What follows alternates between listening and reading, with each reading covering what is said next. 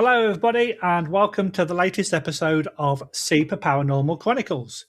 Today, I am delighted to have former law enforcement officer, I forgot your name, Bruce Brown. There we go. Bruce has been a patrolman, a deputy sheriff, sergeant, a detective, chief of narcotics, but the reason he's here, he's a Bigfoot and Dogman researcher. Bruce, welcome. I appreciate it. Thank you for having me. Yeah, and let's not tell anybody about any technical issues that we've had over the last 2 days. Let's not mention it at all. All right. So Bruce, obviously you've had a big career in law enforcement, but you're now retired. So how long have you been taking it easy for? About 10 years now. So I've been. Sorry, carry on. I went into research pretty much full time after I got out of law enforcement. So how much were you able to do when you was actually in the job, though? Oh, I've done quite a bit in the job. Yes, I was able to do. Well, my shifts generally run 12 to 14-hour shifts, so I sometimes, especially when I was sergeant of patrol, I got a lot of chances to go out in the middle of nowhere, work the midnight shift, they call it. Yeah. I come on at like 3 in the evening, and most time done good to get off at 6 the next morning. Yeah. So that put me. Yeah. That put me into a lot of deep hollers and stuff to do calls and stuff, even from my patrol cars. Yeah. So I've done both of the other two. I was a firefighter for 12 years and then a paramedic for 13. So you've done one side, I've covered the other two. There you go. Yeah.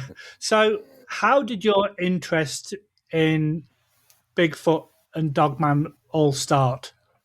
So the interest in Bigfoot started when I was 8 years old. That was been my first encounter. My father was in the service, the military, and on our summer vacations, we'd come back to Tennessee, to his home place with his mother's house, my grandmother's, and stay. And he had gotten me a kite, and I had went out in the field behind my grandmother's house trying to get the kite to fly it, and it wouldn't go up but a few feet and hit the ground. Then I noticed three, what I keep in mind, I was 8 years old, what I considered apes, because at that time we watched Wild Kingdom every Sunday. And to me, it was apes. So they stood at the edge of the field and watched me, but didn't do anything other than watching what I was doing. Well, I couldn't get my kite up, so I took it back into the house and told my grandmother, I couldn't get my kite up. She said, well, you don't have a tail on it. So she took an old sheet and cut it up and made me 3 lengths of tail and tied them together and tied them onto the kite. And I was telling her I'd seen 3 apes out there in the field. And she said, well, we don't have apes here in Tennessee. You're seeing something else. And I said, no, they were apes, She said, no. The only way you'd see an ape around here is go to Knoxville or somewhere and go to the zoo, and they might have one. But I left it at that, more interested in my kite, so I took my kite back out there.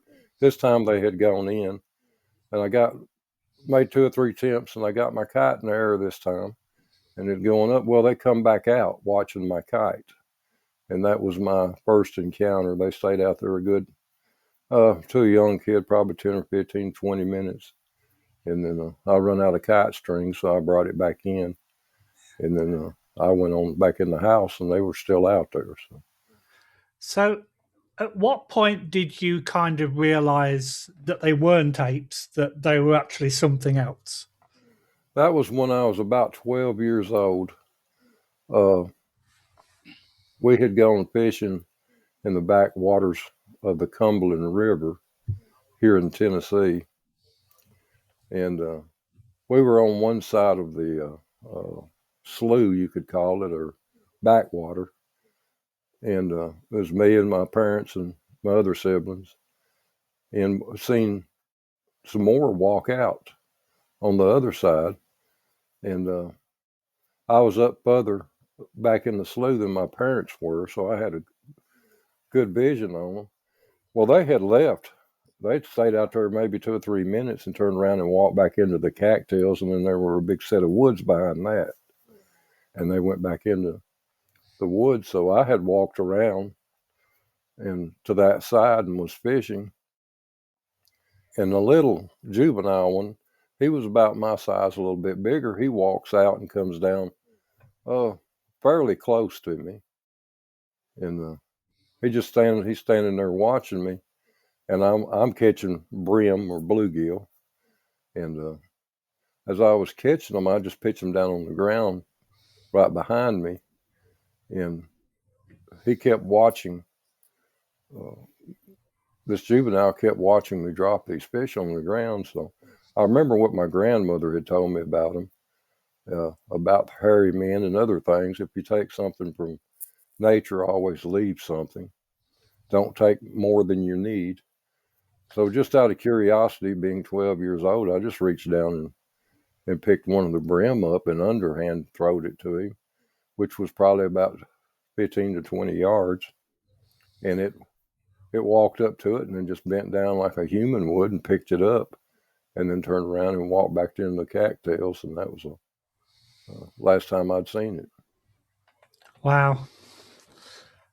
And it's weird how when people have these experiences, and I was talking to somebody last night about similar kind of thing. You and I were of a similar age.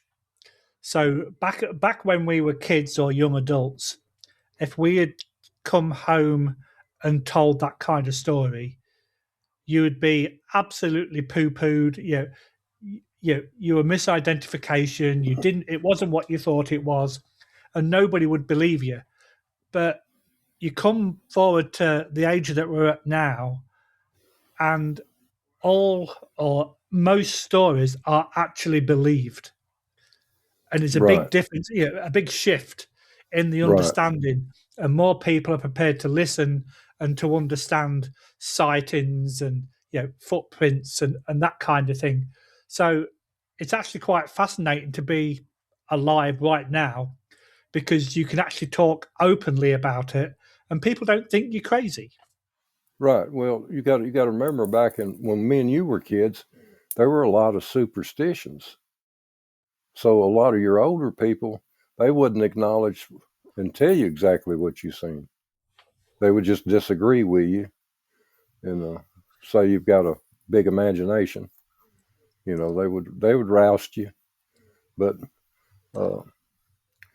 my grandmother took me to my great grandmother we went up there one weekend to check on her. And my great grandmother called me in the house and set me down at the kitchen table there and explained to me what I was seeing was called a hairy man, because she was a Cherokee Indian. So they knew them as hairy men. So see, you're not seeing an ape. We don't have apes here. You're seeing what we call a hairy man.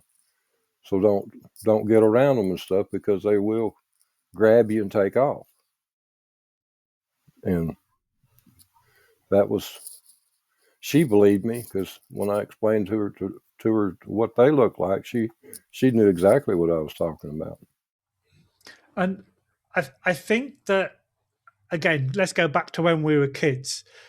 If your parents or grandparents didn't want you to go to a particular area, these stories would be told to keep you away from a cliff edge or a wild river, something like that. They would actually come out with these stories to keep you away from something that they didn't want you close to. So the fact that she was doing that, do you think that was kind of what she was saying, or was she actually confiding in you to say there is something out there, and in our culture, this is what it's called? Right, that's what she was telling me, because as I was sitting there, she told me the story, but behind the hairy man that her parents had encountered, They had the Cherokee had been on a hunt and brought some deer back in, and had hung it up there in the camp. And these hairy men come in of a nighttime, and they left a couple of the clan members out there to guard the meat and stuff.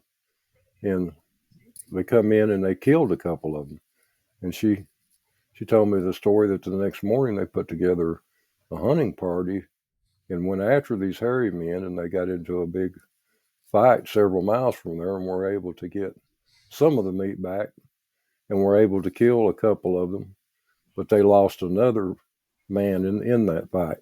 So they lost a total of 3 people. Now, for you to be obviously later on in your life, a law enforcement officer, for you to respond to an incident where, like, a group of people have gone into a forest to get their meat back, and now 3 of them are dead, having a logical head on your shoulders, you wouldn't put it down to cryptids at all. You would think it would be human against human. Would I be right in thinking that? Yeah, to an extent. You have to investigate it. Yeah. You have to look at the wounds on the body, and then go from there. I mean, clearly, if it's cryptid, there's not going to be any gunshot wounds. There's going to be a lot of bites, a lot of tearing, maybe a leg missing, arm missing, and then you go from there. Yeah. And obviously both of us have seen quite excessive trauma in our careers. So we know what a car crash causes. Right. We know what a fall from a height causes. And if you go into a wood, a forest, and you see somebody with limbs ripped off, you know that it's going to be some sort of wild animal attack. Exactly. Then you have to try to decipher to what it is. Right. And then anybody that lived through it are now under investigation too. Yeah.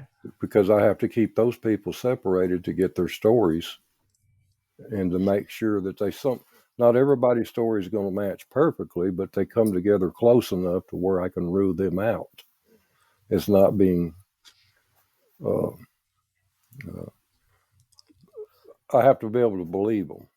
Yes, for sure. And if they said whatever attacked them went a certain way, then if there was 3 of them that survived, I need those 3 to give me a description, a direction, and their story on what happened and what led up to it. And then from there, of course, you'll collect evidence, and then from there, you will track them. Yeah. I mean, you have to go after them. You don't have any choice, because they could get somebody else. And if you put that into context, you've got a young, naive police officer who's being told to go into a wood and in a forest to try and capture what has destroyed 3 men. And I'm sure that, that'd be like, I'm sorry, you want me to do what? Yeah, I would want him walking in front of me, because he'd be jumping. I wouldn't want him holding a gun behind me. That's it. Yeah. You can be the bait. Right. So after your 12-year-old incident with throwing the fish, how did it progress through your life then, of you wanting to investigate like Bigfoot? After that incident there with the fish, I become curious about them. So I would use calls, jackrabbit, squirrel calls, different kind of calls. Always looking in the woods for something just out of the ordinary. And then I started having more sightings, and then I started having people come to me with bear sightings, but there weren't any bear in that part of the country, and then having me to investigate that. And it went from there. I mean, it was I've had so many Bigfoot encounters I couldn't count them. Wow. And that's a lot. And I just haven't. So And one thing that I find extremely infuriating is when you watch some of these TV shows and they've got evidence of something in the forest that is big and hairy, Mm-hmm. it automatically thinks, and my wife says it all the time, quick, set your camera to blurry so they can't identify what it is, because some of these camera like evidence are so like terrible. It's all like, my God, what have you used to record this? Because it's not a modern day phone, and it always seems to be blurry, bad camera angles, and there seems to be a lot, which makes me think that quite a few of these are actually hoaxes rather than the true evidence that the true researchers, investigators find. Right. You're going to have your hoaxes out there, but Bigfoot, Sasquatch, the hairy man, whatever you people want to call him, has a frequency about him. And he can hear frequencies off of you, meaning if you have ringing of the ears, tinnitus, stuff like that, he can pick up those frequencies. Now, when you raise a camera up and you've got him out in the middle of a field and you take a shot and you got a blurry picture, you move the camera to the left of him, to the right of him, and your pictures are perfect. But you can tell 9 times out of 10 an actual picture that somebody genuinely took, and then the one that was faked. You can look into the woods. It's just like looking at the clouds. You look there long enough, you're going to see something, whether it's an elephant, a whale, But you have to cameras. The way the cameras are set up nowadays, you can do a lot of fooling people. I have actually seen on some of these sites actual real pictures that people were calling hoaxes. And you're going like, well, I'm not going to throw my 2 cents worth in because they're not going to believe it. So somebody who actually took a picture, whether it was on a game camera or whatever, thought they had the real thing, and then it come out everybody was calling it fake or AI, and so they just take it down and don't say nothing else about it. Yeah. One thing that I find really interesting, and I watched a show about it the other night, the Patterson-Gimlin video. Yes. Mm-hmm. This was taken in the 60s, and one of the actual presenters said, people think it's a man in a suit, but now that they've been able to enhance the video and you've got muscle texture, and all that kind of stuff to make it even more real. And then they came out with, if you think about it, the only good evidence of a man in a suit was in the 1960s Planet of the Apes movie with Charles Heston, and that would take like 6 to 8 hours to get them in costume, and no amateur photographer is going to spend that amount of time to make this this fake thing that is now, every time somebody analyzes it, they say it's more genuine each time they come out. Right. Planet of the Apes, whoever made their suits didn't make it as good as the Gimlin Patterson film suit. Yeah. So when you study it, you'll realize that the camera that they were using, a film camera, not digital, a film camera, you couldn't fake it. So the film that they got, and you can actually see the muscle texture. You can't do that with that kind of camera from back then. You can with cameras now, but not back then. And then you look at if somebody made this, the technology wasn't there to make that kind of suit. The Planet of the Apes, when that was made, it wasn't as good as the Gimlin picture. Absolutely. Yeah. So clearly, you've got the muscle structure, you got the right hair texture, the right hair length on each part of the body. So yeah, I have studied that picture many a times, and there's no duplicating it.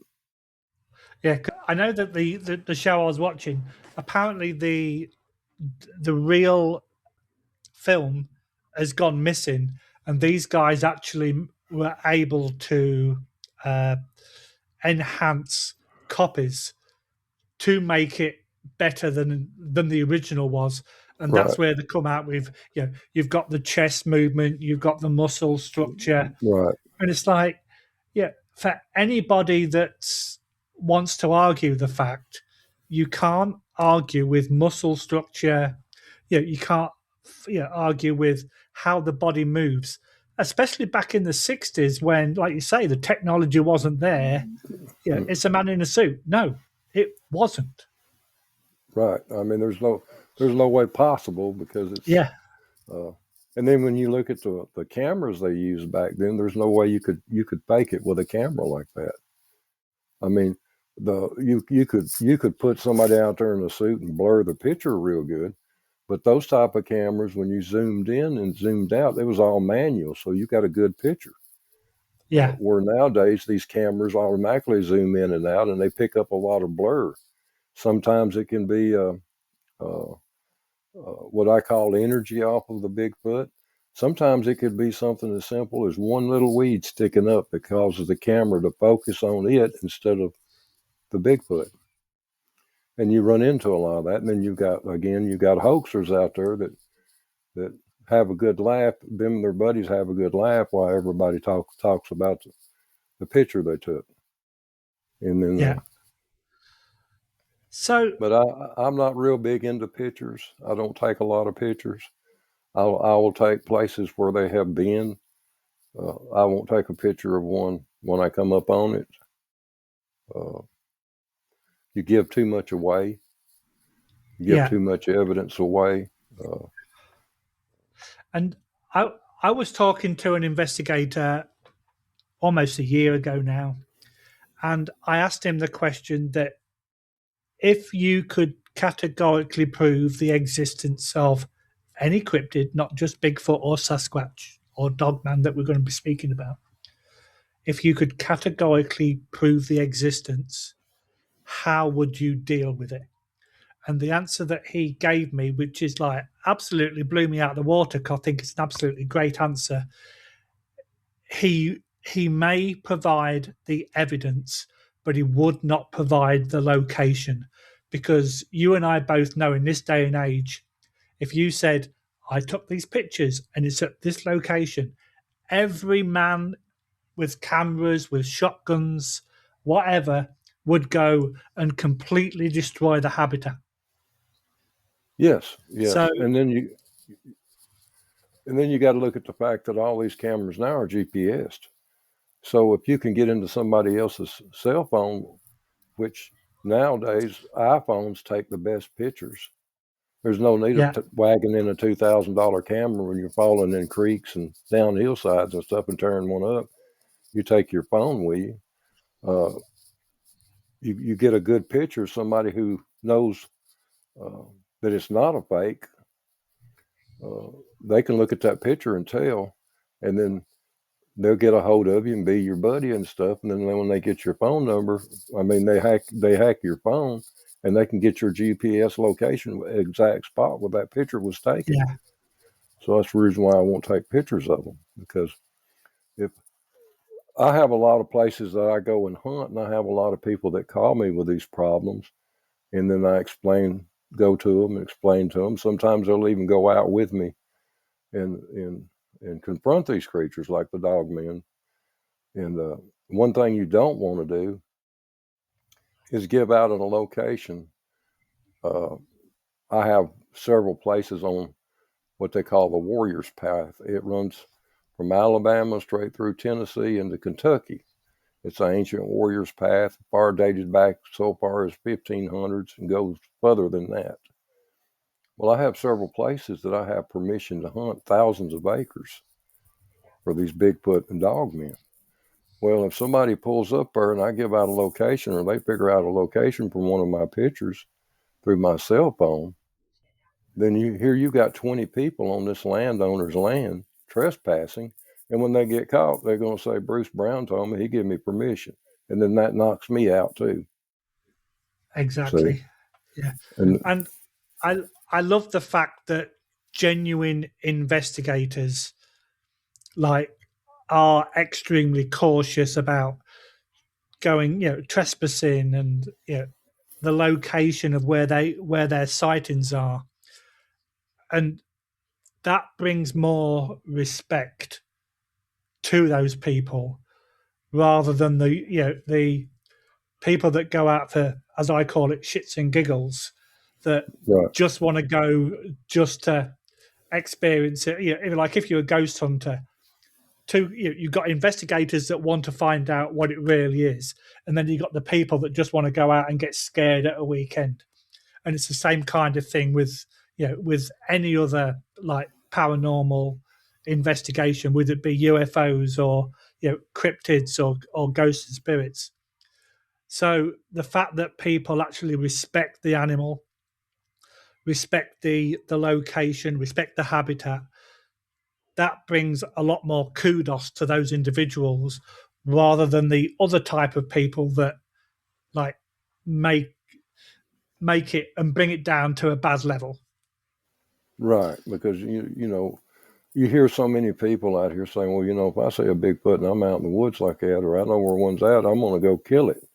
Because you know what it'd be worth? What kind of and I'd say, well, you might think you can do that. I said, have you ever shot a deer and drug it out of the woods? I said, just imagine grabbing an 800-pound animal like a cow or a Sasquatch or something and think you're going to drag it out. And on top of it, you got to think about a lot of these Sasquatches is clans. There's several members around. So you're not going to get out with a Bigfoot when you kill it. You might a Dogman if you had the equipment to do it with, but you're not going to do a Bigfoot like that. And yeah, it's like bringing a moose into it. Yeah, the size of a right, moose. right. You're not going to drag it 3 miles out of the woods and then think you're going to get out alive. It's not going to happen. Yeah, I'd give it a go. I'll probably get like, I don't know, 6 inches. Sort of like, okay, I'm just going to leave it there. So we've mentioned the Dogman a couple of times. Let's kind of flip subjects a little bit. So without sounding silly, because the name's in the title, what exactly is the Dogman said to be? Okay, the Dogman is a species of its own. A lot of people say it's a werewolf. Through my investigations, I have seen the werewolf side and I have seen the Dogman side. So to me, there's two. Okay. The werewolf side of it is it looks more like a wolf and it stays down on 4 legs more than the Dogman does. Okay. The werewolf doesn't have the glowing eyes as the Dogman does. Or in some cases, I had one that had laser eyes. Now, some people call that supernatural. Again, it could be quantum physics or frequencies that's been able to master to have those red eyes that actually point out like lasers. So the big difference there is that you got what the werewolf is more or less I call a shape shifter. Can certain nights through the moon or whatever. I have not run into any werewolves. All mine's been Dogmen, but I'm just going on research and stuff. What they say, if a man changes into a wolf in a full moon, stuff like that. I've not had that problem with a Dogman. So, are they supernatural Dogmans out there? Yes, there could be. I'm 70% there. I'm not 100% there saying they're supernatural, because I do believe in frequencies. And if you could imagine having one standing 10 feet in front of you and nothing else around, and you take a picture, and when you're taking that picture, it vanishes in plain sight. It doesn't have time to go to the left or the right or run past you or backwards.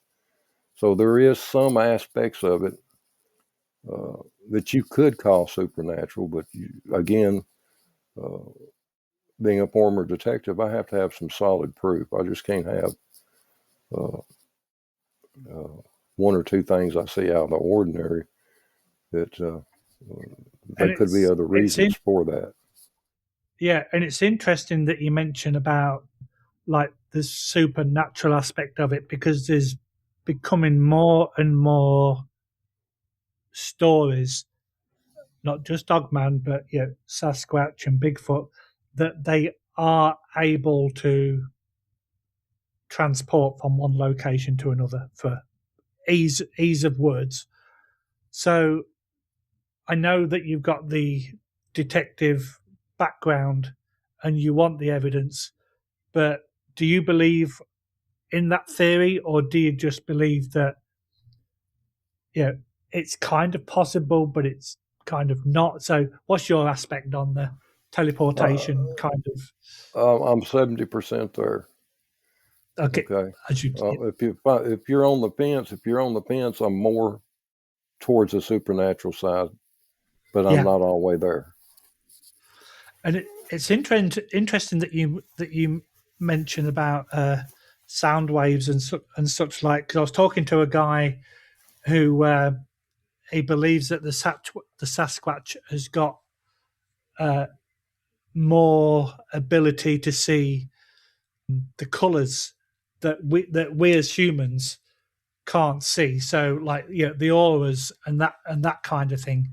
And he believes that that's probably why a lot of the sightings that we see are very vague, because they see us as bright in colour with a different aura way before we even get anywhere close to them. So have you actually heard about that kind of theory?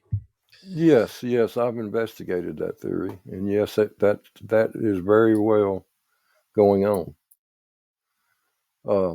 There's another aspect of that too that I haven't run into any other researchers. It's called a seer stone. It's a piece of quartz rock. I had an individual that was having Bigfoot come to his house, but when he'd hide in the house, it would always come around to that side of the house to where he was hid on the outside wall. He couldn't figure that out. And so he had me to come up there, and I noticed he had a quartz rock on his porch. I said, where'd you get that quartz rock at? And he said, they're all over the property. I'll just pick them up and bring them here. I said, you might want to take these quartz rocks and get them away from the house, because he's using that as a seer stone. Quartz produces energy. He's able, through frequency, to use that rock, because it's not setting where you had set it, because there's a mark over here on the porch where the rock's been setting. You could see the moisture where it had been setting. And it's over here now. So did you move it? No, I didn't move it. You're right. It was over there. So I said, he picks that up and can look into that as he goes around the house, and he can see exactly where you're at. And so you have the quartz is a seer stone. You will see them sometimes with these Sasquatches with something in their hand, and a lot of times it will be a quartz rock. So quartz is energy. Interesting. Yeah. So if we flick back to Sasquatch, Bigfoot, in Europe, the Yeti and such like that, most of the sightings are in mountainous, forested areas. But where are dogmen usually sighted? Dogmen are going to be sighted in about the same areas that Sasquatch are. As like here in Tennessee, we've had a big influx in the last 3 or 4 years of people coming from California, New York, Florida, and places. A lot of these farms, these huge farms, are getting broken up and sold off into subdivisions. So you're cutting down the territory of a lot of these cryptids to where now they're in a lot of what you'd call your parks, national forests, or the few holdouts that people that still got several thousand acres of land. And you're pushing them into them areas. And the dog man is he's more aggressive to an extent. Of course, the rogue Bigfoot is probably more dangerous than the dog man is, in my opinion. The rogue Bigfoot will not stop a dog man. he will stop. A rogue Bigfoot won't. The clan Bigfoot, which is the family Bigfoot, the female is the one in charge. The males are not in charge. It's the female. She rules the whole clan. The dogmen, they don't like each other. Now, I have had a couple encounters where I've had at least 4 at a time, but that's very, very uncommon. Most of the time when you encounter a dogman, you encounter one. If you're in these remote areas and deep hollers and stuff, and where these caves and stuff are, it's not uncommon to come across a friendlier group of Bigfoot, but they're clans. It's a family of Bigfoot. Now, the rogue Bigfoot is a young male that's got pushed out of the clan, and he's just, for lack of better words, he's just pissed. Yeah. So you crossed his territory, he's after you, And that's why I don't go into forests. I'm a town boy, okay? Not cities. I'm a town boy, so I'm like, oh yeah, the forest is over there, and I'm staying here. Yeah. So, when people describe the dogman, how is it typically described, and do a lot of the descriptions like stay the same, or do some people go, okay, bipedal, walking on all fours, tall, large? What are the general characteristics of the description? They come in all shapes and forms. Some of them's got long snouts, some of them's got short snouts, some of them's got ears as long as cattle, some of them's got short ears, some of them's got long tails, some of them's got short tails. Some of them is extremely long hair. I've run across one that was hairless. He had no hair on him.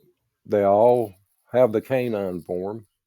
Some of them will run on 4 legs and at the same time jump up and start running on 2.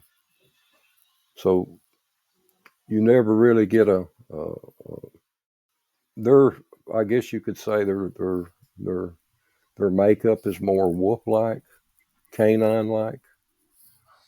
But that's basically about all you could say, because they do come in different size, shapes, different snouts, different tails, different size ears.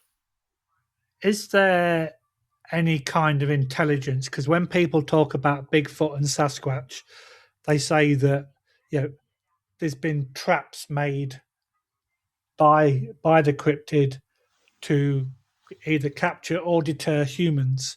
So, is there any intelligence like that with Dogman? Yes.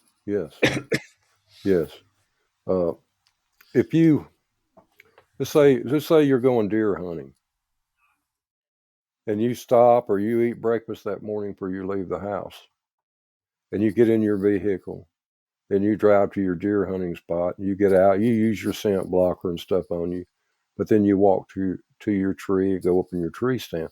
All this is uncommon. This is not wood scents. So from a half a mile away, these cryptids know this. I mean, if they knew what a sausage was for breakfast sausage, but they know the scent is wrong, and they know what you've sprayed on you. Going in there, you're talking about an animal that has probably 10,000 better sensory than a human does. So you're not going to fool them. Yeah. It's funny that you say that, because one of the things that I tell a lot of people as a joke is, if you go to a haunted location on a Friday, on a Saturday, and you get all the ghosts going, oh my God, it's them people again. You can imagine the same kind of thing happening in a forest. Somebody Right. sprays scent deterrent, and all the cryptids are going, oh my God, this guy is such an amateur. He's got no idea. And you can just imagine it happening. Right. Now, if you go into the woods and you just act normal, don't worry about anything, just taking your time, looking around, you got a better chance of an encounter. When you start slipping around, start using scents to cover yourself with, start hiding and doing things like that, you're it's going to cut your encounters way down. Sometimes I will take a chainsaw with me and take the blade and the chain off of it and crank it up and run it for 10 minutes and then cut it off and then go down in the woods and deep hollers and stuff and then have encounters. It's stuff they're used to. Anything that they sense that they're not used to, or people doing things that they're not used to, they pick up on instantly. Yeah. So if you talk about Bigfoot and Sasquatch, there's been, obviously we've mentioned the Patterson-Gimlin movie film, but you've got or decades and decades of stories. The Dogman seems to be a much more recent discovery, so to speak. What would you say has been the timeline for the Dogman? Oh, the Dogman goes back as ancient as Sasquatch. The Native Indians considered them a type of dog. When the Europeans come here and settled, they considered them lions because they had the heavy mane. So there's been Dogman sightings that go back for hundreds of years, but people called them back then superstitiously, especially in the Appalachian Mountains, where I'm from. The older people call them lions, and they won't talk about it for 3 days, and they have to know you. You have to be a family member, because they say when you see one of these things and you talk about it, somebody in the family is going to get deathly sick or die. But they've always called them lions, even though they're not. But to them, that was an omen, So the third day after 1 o'clock, they could tell you. So that goes back many years. Right.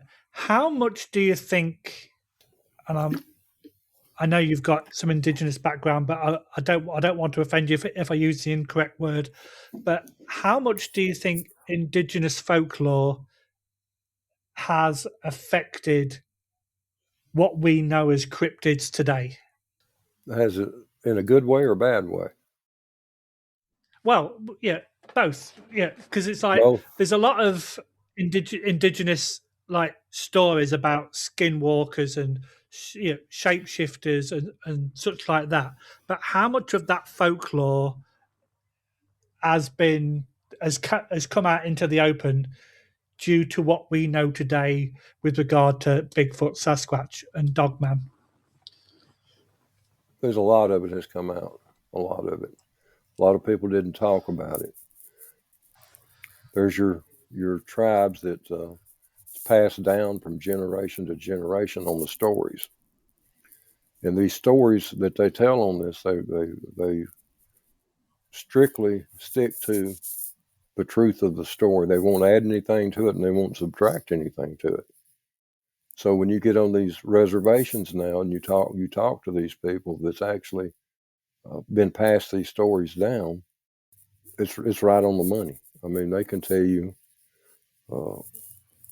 some things, and when you go out and investigate it and look into it for yourself, of course, detectives just don't like to take everybody's word. We sit with our backs to the wall when we go in a restaurant and stuff. But yeah, 100%.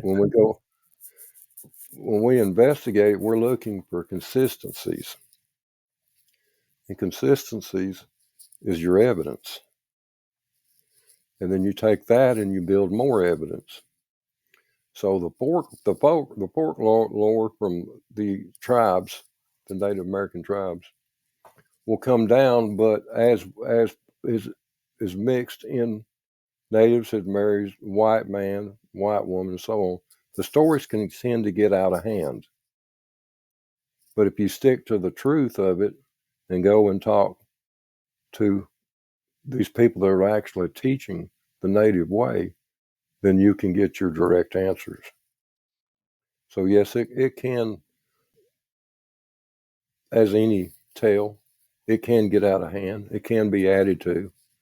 The Sasquatch could have been They'd come down there and killed one cow, and before it was over with, it killed 3 and run the farmer off.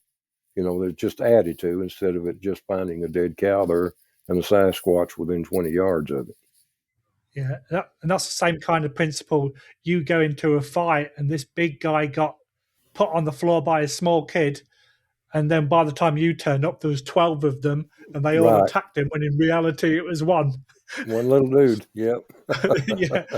So, as a law enforcement officer, have you ever been in the scenario where you or one of your colleagues has seen something like a cryptid, Bigfoot, Sasquatch, and then you try to explain it back at the base and you don't know how to explain it?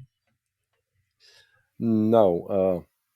When we see them, we write the reports, and it goes from there. If the reports come up missing, they come up missing. Generally, that means the government or military's come in and got them, because police is government. We had one that was hit, a Bigfoot that was hit with a car and knocked through a fence, and both legs broke. And the first officer on the scene there, and then I was the second, and then we had another officer that come, and because the guy thought he'd hit somebody, and it wound up being a Bigfoot. But as we were doing our investigation into it, and of course we have to write incident and accident reports. So we radio into the dispatchers to what we've got, and then we have the old-timey bag phones back in the day. So we use a bag phone. Of course, we have the old low-band two-way radio, and then we're there maybe an hour on the scene, and we have I would say military, just to cover myself, show up and take over the scene, and we would leave. But we still had to turn our reports in. And when we turn our reports in to the department, then they would come up missing. So you have a lot of that going on. Yeah. Right. Which kind of, these conspiracy theories that are not so much conspiracy theories. Right. Yeah. You have So, to. yeah, you have to be careful in this day and age. Yes. Yeah.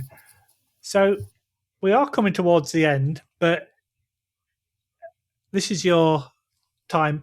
If you had the complete power to decide what happens with regard to cryptids of any description and the way the world is today, what would you bring or take away from that environment of cryptids? Would you make them more recognized, that people knew what they were and just left them at that, or would you take away some of what we know so that people didn't interfere with cryptids, if that kind of makes sense?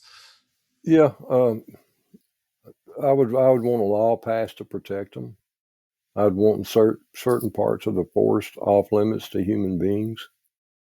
No harassing them. Let law enforcement do their job. Let the park rangers do their job. Don't silence the park ranger, just to keep the park open.